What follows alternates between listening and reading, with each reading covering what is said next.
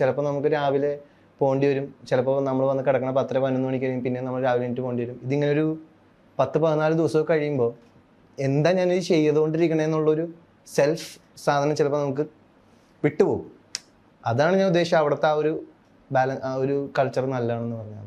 Actually Balti തമിഴിലും കൂടെ അങ്ങനെ ഒരു പ്ലാൻ ചെയ്ത സിനിമയല്ലായിരുന്നു, പക്ഷെ അത് നാച്ചുറലി അങ്ങനെ ഒരു പടമായി മാറിയതാണ്. അപ്പോൾ ഞാൻ പ്രിയൻ സാറിൻ്റെ സിനിമ ചെയ്യുന്നത് കഥയേക്കാളപ്പുറത്തേക്ക് എനിക്ക് സാറിൻ്റെ കൂടെ വർക്ക് ചെയ്യണം എന്നുള്ളതാണ്. ഇവൻ ഞാൻ കുമ്പളങ്ങി നൈറ്റ്സ് ചെയ്യുന്നതും എനിക്ക് ആ ടീമിൻ്റെ കൂടെ പടം ചെയ്യണം എന്നുള്ളത്, അല്ലാതെ നമ്മൾ ആ കഥ വിശദീകരിച്ച് അങ്ങനെ സ്ക്രിപ്റ്റ് കേട്ട് അങ്ങനെയൊന്നുമല്ല. ഞാൻ ചെയ്തു വെച്ചുകൊണ്ടിരിക്കുന്ന ഒരു പടത്തിനേക്കാളും ബഡ്ജറ്റ് കൊണ്ടും അല്ലെങ്കിൽ വാട്ട് എവർ ആ പടത്തിന് വേണ്ടിയിട്ടാണ് ചെയ്തത്. ഇപ്പോൾ ഓക്കെ ഷൈനികെന്ന് വെച്ച് ഇങ്ങനെ ഒരു പടം ചെയ്തിട്ട് ഓക്കെ ഇത്രയും പൈസ നമുക്ക് നേരത്തെ തിരിച്ച് കിട്ടും എന്നുള്ള ആംഗിളിലായിരിക്കും എല്ലാ പ്രൊഡ്യൂസേഴ്സും അപ്രോച്ച് ചെയ്യണമെങ്കിൽ സാർ ആ കഥയ്ക്ക് വേണ്ടിയിട്ടുള്ള ഒരാളെ സെലക്ട് ചെയ്തത്, അല്ലെങ്കിൽ കഥയ്ക്ക് വേണ്ടിയിട്ടാണ് സാർ സ്പെൻഡ് ചെയ്തത്. സോ ഇപ്പോൾ ഷെയ്ൻ്റെ ഒരു കരിയറിൻ്റെ ഒരു നെക്സ്റ്റ് ബിഗ് സ്റ്റെപ്പ് എന്ന് പറയാം. കാരണം പോസ്റ്റ് RDX ഷെയ്ൻ ഇപ്പോൾ കുറച്ചുകൂടെ തമിഴിലേക്കൊക്കെ എക്സ്പാൻഡ് ചെയ്യുന്നുണ്ട്. ഇപ്പോൾ മദ്രാസ്കാരൻ ചെയ്തു, ബൾട്ടിയും തമിഴ് മലയാളം ബൈലിംഗ്വൽ ആയിട്ടില്ല വരുന്നത്.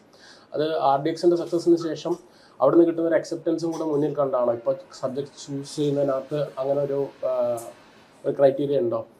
അവർക്കും കൂടെ അപ്പീൽ ചെയ്യുന്ന കുറച്ചുകൂടെ ബ്രോഡർ ആയിട്ടുള്ള സിനിമകൾ ചെയ്യണം എന്നുള്ളൊരു ബോധപൂർവമായ തീരുമാനമുണ്ടോ? തമിഴിലും കൂടെ ചെയ്യുന്നതെന്നാണ് ഉദ്ദേശിച്ചത്. ആക്ച്വലി ബൾട്ടി തമിഴിലും കൂടെ അങ്ങനെ ഒരു പ്ലാൻ ചെയ്ത സിനിമയല്ലായിരുന്നു, പക്ഷെ അത് നാച്ചുറലി അങ്ങനെ ഒരു പടമായി മാറിയതാണ്. കാര്യം അത് ബോർഡറിൽ നടക്കുന്നതാണ്. കേരള തമിഴ്നാട് ബോർഡറിൽ വേലമ്പാള എന്ന് പറഞ്ഞ സ്ഥലം, അവിടെ ആക്ച്വലി എല്ലാ ഈവൻ ബോർഡ്സിലെല്ലാം തമിഴിലും മലയാളത്തിലും റൈറ്റിങ്സ് ഉണ്ട്. അപ്പോൾ ബേസിക്കലി അതൊരു ബോർഡർ പടമായതുകൊണ്ട് തന്നെ കുറേ പേര് തമിഴിൽ സംസാരിക്കുന്നുണ്ട് ആ പടത്തിൽ. അങ്ങനെയാണ് അത് പിന്നെ ഷൂട്ടിൻ്റെയൊക്കെ ആ ഒരു പ്രോഗ്രഷനിലാണ് സന്തോഷ് ഏട്ടൻ നമ്മുടെ പ്രൊഡ്യൂസേഴ്സ് ഡിസൈഡ് ചെയ്തതും ഇതങ്ങനെ ഒരു തമിഴ് മലയാളം പോലെ ആക്കാം എന്നുള്ളൊരു ചിന്ത. ഷെയ്ന് ഒരു ആഡഡ് ഫോക്കസ് ഉണ്ടോ തമിഴ് മാർക്കറ്റിനോട് പോസ്റ്റ് RDX? അങ്ങനെ ഞാൻ കേൾക്കുന്നുണ്ടായിരുന്നു, ഇപ്പോൾ ഈ ഗ്യാപ്പിലൊക്കെ കേൾക്കുന്നുണ്ട് തമിഴ്. അറ്റ് ദി എൻഡ് എനിക്ക് കഥ കേട്ട് ഇഷ്ടപ്പെട്ടിട്ട് ചെയ്യാം എന്നുള്ളൊരു പ്രോഗ്രാമാണ്. ഇപ്പോൾ മദ്രാസ്കാരൻ ചെയ്തതും എനിക്ക് ആ കഥ ഇഷ്ടപ്പെട്ടുകൊണ്ടാണ് അങ്ങനെ. അപ്പോൾ ആ കഥ മലയാളത്തിലായിരുന്നെങ്കിലും ചെയ്തേനെ എന്നുള്ളതാണ്. അങ്ങനെ ഒരു പ്രത്യേക ഫോക്കസ് ഇല്ല. ബേസിക്കലി ലുക്കിംഗ് ഫോർ ഒരു കണക്റ്റ് ആവുന്ന എന്നാൽ കുറച്ചും കൂടെ ആൾക്കാരിലേക്കും കൂടെ എത്താൻ സാധ്യത ഉള്ള അങ്ങനെ ഉള്ളൊരു പ്രോജക്റ്റും കൂടെയാണ് നമ്മൾ തിയേറ്ററിൽ കൊണ്ടുവന്നിട്ട് കാര്യമുള്ളൂ. അല്ലെങ്കിൽ basically they have A substitute, like ഒരു 30 ദിവസം കഴിഞ്ഞ് അത് തിയേറ്ററിൽ കാണണം, ആ ഉള്ള സമയത്ത് തിയേറ്ററിൽ തന്നെ കാണണമെന്നൊരു പുഷ് ഉണ്ടാക്കണമെങ്കിൽ it should be A little commercial also. അപ്പം അങ്ങനെ ഒരു ക്രൈറ്റീരിയനും ഉണ്ട്. അപ്പം അതും വെച്ചിട്ട് എന്നാൽ ഒരു നല്ലൊരു കഥയും ഇവിടെ വേണം. അങ്ങനെയുള്ള സബ്ജക്റ്റുകളാണ് തിരഞ്ഞെടുക്കുന്നത്. ഷെയ്ന് ഇഷ്ടമുള്ള സബ്ജക്ട്സ് ആണ്. എങ്ങനെയാണ് ഒരു സിനിമ ചൂസ് ചെയ്യുന്നതിന്റെ യാർഡ് സ്റ്റിക്സ്? ഇപ്പൊ പറഞ്ഞു ഇഷ്ടം ഉണ്ടാണ്, കണക്ട് ചെയ്യാൻ പറ്റണം. അതല്ലാതെ വേറെ ഫാക്ടേഴ്സ് ഉണ്ടോ? അത് നമുക്കിപ്പോൾ എപ്പോഴും അത് തന്നെയാണ് പ്രാക്ടിക്കാലിറ്റി എന്ന് പറയാൻ പറ്റില്ല. ഇപ്പം ഞാൻ പ്രിയൻ സാറിൻ്റെ സിനിമ ചെയ്യുന്നത് കഥയേക്കാളപ്പുറത്തേക്ക് എനിക്ക് സാറിൻ്റെ കൂടെ വർക്ക് ചെയ്യണം എന്നുള്ളതാണ്. ഇവൻ ഞാൻ കുമ്പളങ്ങി നൈറ്റ്സ് ചെയ്യുന്നതും എനിക്ക് ആ ടീമിൻ്റെ കൂടെ പടം ചെയ്യണം എന്നുള്ളത്, അല്ലാതെ നമ്മൾ ആ കഥ വിശദീകരിച്ച് അങ്ങനെ സ്ക്രിപ്റ്റ് കേട്ട് അങ്ങനെയൊന്നുമല്ല. അപ്പോൾ അത് ചില സാഹചര്യങ്ങളാൽ അത് മാറുന്നുണ്ട്. നമുക്കൊരിക്കലും ഇതാണ് ഒരു ഉറപ്പിച്ച് ഇങ്ങനെ തന്നെ ആയിരിക്കുമെന്ന് എനിക്ക് എപ്പോഴും പറയാൻ പറ്റില്ല. അത് ചില സാഹചര്യങ്ങളാലും അത് ഇൻഫ്ലുവൻസ്ഡ് ആവും എന്നുള്ളതാണ് അതിൻ്റെ സത്യം. പോസ്റ്റ് പാൻഡമിക് ഈ സിനിമകൾ തിരഞ്ഞെടുക്കുന്നതിനകത്ത് ഒരുപാട് മാറ്റങ്ങൾ വന്നിട്ടുണ്ടോ? കാരണം ഇപ്പോൾ തിയേറ്റർ വിജയം ഇമ്പോർട്ടന്റ് ആണ് എന്ന് പറയുന്നുണ്ടല്ലോ. നേരത്തെ ഷെയ്ൻ്റെ സിനിമകൾ നോക്കിക്കഴിഞ്ഞാൽ കുറച്ചൊരു ഓഫ് ബീറ്റ് മെയിൻ സ്ട്രീം അല്ലാത്ത സിനിമകൾ ചെയ്തിട്ടുണ്ട്. ഇപ്പോൾ അങ്ങനെ ഒരു അത് എന്തുകൊണ്ടാന്ന് വെച്ചാൽ നമ്മൾ അദ്യം ഇത് ഓഡിയൻസ് എല്ലാവരും കാണണം എന്നുള്ളൊരു ആഗ്രഹം ഉണ്ടല്ലോ. അതോടൊപ്പം തന്നെ നമുക്കിപ്പോൾ ഒരു ചില കഥകൾ ചില ബഡ്ജറ്റിനുള്ളിൽ പറയാൻ ചിലപ്പോൾ പറ്റില്ല.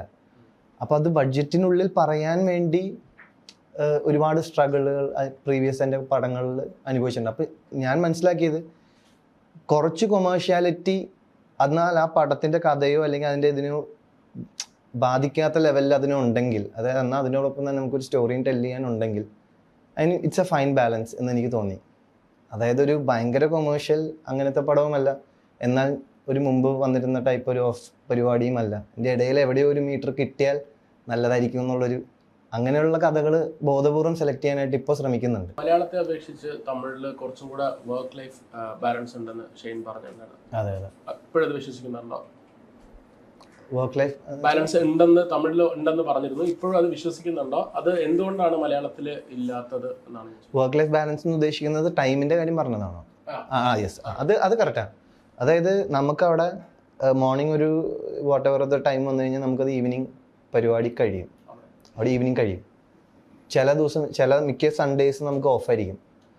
അത് എന്തുകൊണ്ടാണ് അത് ഗുഡ് എന്ന് വെച്ച് കഴിഞ്ഞാൽ നമ്മൾ ഭയങ്കരമായിട്ട് എക്സോസ്റ്റഡ് ആവില്ല. കണ്ടിന്യൂസ് ആയിട്ട് നമ്മൾ ഒരു കാര്യം നമ്മൾ ഇതായിട്ടുണ്ടെങ്കിൽ നമുക്കൊരു ഒന്ന് ഡിറ്റാച്ച് ചെയ്ത് ഇതിനെ തന്നെ ഒന്നും നോക്കി കാണാൻ പറ്റില്ല, നമ്മൾ അതിൻ്റെ ഉള്ളിൽ മാത്രമായിരിക്കും. സോ അതാണ് ഞാൻ ഉദ്ദേശിച്ച ഒരു ബാലൻസ്. അത് അവിടെ എനിക്ക് തോന്നുന്നു അത് നല്ലൊരു കാര്യമാണെന്ന് തോന്നുന്നു. അതിപ്പോൾ എനിക്ക് തോന്നുന്നത് എല്ലാ ജോബിനും അങ്ങനെ ഒരു സാധനം ഉണ്ട്, പക്ഷെ നമ്മുടെ ഈ ജോബിന് അത് കുറവാണ്. അത്തരം കാര്യങ്ങൾ ചിലപ്പോൾ നമുക്ക് രാവിലെ പോകേണ്ടി വരും, ചിലപ്പോൾ നമ്മൾ വന്ന് കിടക്കണം 10-11 മണിക്ക് കഴിയും, പിന്നെ നമ്മൾ രാവിലെ എനിക്ക് പോകേണ്ടി വരും. ഇതിങ്ങനെ ഒരു 10-14 ദിവസമൊക്കെ കഴിയുമ്പോൾ എന്താ ഞാനിത് ചെയ്തുകൊണ്ടിരിക്കണേന്നുള്ളൊരു സെൽഫ് സാധനം ചിലപ്പോൾ നമുക്ക് വിട്ടുപോകും. അതാണ് ഞാൻ ഉദ്ദേശിച്ചത് അവിടുത്തെ ആ ഒരു കൾച്ചർ നല്ലതാണെന്ന് പറഞ്ഞാൽ. അവിടെ സൺഡേസിൽ ഓഫാണ്. സൺഡേസ് അവിടെ ഓഫ് ഉണ്ട്.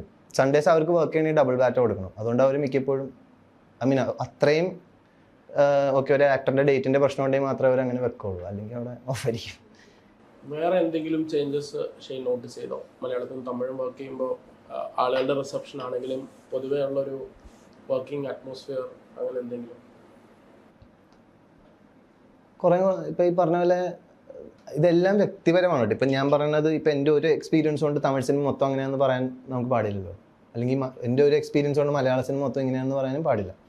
എൻ്റെ ഒരു എക്സ്പീരിയൻസിൽ ഭയങ്കര ലവബിൾ ആയിട്ടുള്ളൊരു ക്രൂ ആയിരുന്നു, റെസ്പെക്റ്റ്ഫുൾ ആയിരുന്നു. ഐ മീൻ സോ അതൊക്കെ എനിക്ക് നല്ലൊരു എൻ്റെ ഈ ഉള്ള അനുഭവത്തിൽ നല്ലതായിരുന്നു. ഇപ്പോൾ അത് കഴിഞ്ഞ് ഞാനിപ്പോൾ ഇവിടെ വന്ന് ബൾട്ട് ചെയ്യുമ്പോഴും എനിക്ക് അതിനേക്കാളും വളരെ നല്ല എക്സ്പീരിയൻസ് ആയിരുന്നു ഇവിടെ. കാര്യം ഞാൻ അങ്ങനെ ഒരു പ്രൊഡ്യൂസറിനെ, ഇപ്പോൾ സന്തോഷ് ചേട്ടനെ പോലത്തെ ഒരു പ്രൊഡ്യൂസറിനെ എനിക്ക് അങ്ങനെ കണ്ടിട്ടില്ല. ഇപ്പോൾ ഞാൻ ചെയ്തു വെച്ചുകൊണ്ടിരിക്കുന്ന ഒരു പടത്തിനേക്കാളും ബഡ്ജറ്റ് കൊണ്ടും അല്ലെങ്കിൽ വാട്ട് എവർ ആ പടത്തിന് വേണ്ടിയിട്ടാണ് ചെയ്തത്. ഇപ്പോൾ ഷൈനികെന്ന് വെച്ച് ഇങ്ങനെ ഒരു പടം ചെയ്തിട്ട് ഇത്രയും പൈസ നമുക്ക് നേരത്തെ തിരിച്ച് കിട്ടും എന്നുള്ള ആംഗിളിലായിരിക്കും എല്ലാ പ്രൊഡ്യൂസേഴ്സും അപ്രോച്ച് ചെയ്യണമെങ്കിൽ സാർ ആ കഥയ്ക്ക് വേണ്ടിയിട്ടുള്ള ഒരാളെ സെലക്ട് ചെയ്തത്, അല്ലെങ്കിൽ കഥയ്ക്ക് വേണ്ടിയിട്ടാണ് സാർ സ്പെൻഡ് ചെയ്തത്. അല്ലെങ്കിൽ സന്തോഷ് ചേട്ടനും ബിനു ചേട്ടനും 2 പ്രൊഡ്യൂസേഴ്സാണ്. അപ്പോൾ അതൊക്കെ എനിക്ക് ഭയങ്കര ഇവിടെയും കൊണ്ട് നല്ലത് അവിടെ മാത്രമല്ല. തമിഴിൽ വേറെ സിനിമകൾ ചെയ്യാൻ പ്ലാൻ ഉണ്ടോ? അങ്ങനെ എന്തെങ്കിലും കേൾക്കുന്നുണ്ട്, പക്ഷെ ഒന്നും അങ്ങനെ ഒരു കൺഫേം ആവുന്ന ഒരു സിറ്റുവേഷനിലേക്ക് വന്നിട്ടില്ല. കേൾക്കുന്നുണ്ട് ഇപ്പം കഥ ഈക്വലി തന്നെ മലയാളത്തിൽ നിന്നും തമിഴിൽ നിന്നും കേൾക്കുന്നുണ്ട്. ബൾട്ടി ഒരു സെക്കൻഡ് ഒരു എന്താ പറയുക next step in cinema career എന്ന് തോന്നുന്നുണ്ട് after a lot of turbulent times? എനിക്കറിയില്ല, സത്യം പറഞ്ഞാൽ എനിക്കറിയില്ല. കാര്യം നമുക്ക് പ്രെഡിക്റ്റ് ചെയ്യാൻ അത്രയും കഴിവൊന്നും തന്നിട്ടില്ലാത്തതുകൊണ്ട് എനിക്ക് ആ ദിവസം നിങ്ങൾ അറിയുന്ന പോലെ തന്നെ ഞാനും അറിയുന്നുള്ളൂ. ആ ഫസ്റ്റ് ഷോ കഴിയുമ്പോഴത്തേക്കും ജനങ്ങൾ അറിയുമല്ലോ, അത് അപ്പോഴേ ഞാനും അറിയുന്നുള്ളൂ. ഇതെനിക്ക് സ്വയം അങ്ങനെ തോന്നിയിട്ടുണ്ടോ ഇതെൻ്റെ ഒരു നെക്സ്റ്റ് സ്റ്റെപ്പാണ്, എൻ്റെ കംബാക്ക് ആണ്? സത്യം പറഞ്ഞാൽ അങ്ങനെ ഒരു പടത്തിനും എനിക്ക് തോന്നിയിട്ടില്ല. അതേപോലെ തന്നെ എനിക്ക് ഈ സിനിമയ്ക്കും ഒന്നും ഞാൻ പ്രെഡിക്റ്റ് ചെയ്യുന്നില്ല എന്നുള്ളതാണ്. പ്രെഡിക്റ്റ് ചെയ്യാൻ എനിക്ക് തോന്നുന്നത് അതൊരു അനാവശ്യമായ ഒരു ബാഗേജാണ് നമ്മുടെ ഉള്ളിൽ കിടക്കുന്നത്. എന്നിട്ട് അതുപോലെ സംഭവിച്ചില്ലെങ്കിൽ നമ്മൾ ഒരുപാട് വേറൊരു വിഷമത്തിലൊക്കെ പോകുന്നത്. അപ്പോൾ ഞാനത് ചിന്തിക്കുന്നില്ല. അത് നടക്കണത് എന്തായാലും നടക്കും. ആ ദിവസത്തിന് വേണ്ടി നിങ്ങളെ പോലെ തന്നെ ജനങ്ങളെ പോലെ തന്നെ ഞാനും വെയിറ്റ് ചെയ്യണം, അത് എന്താണ് അവിടെ നടക്കണമെന്ന് അറിയാൻ.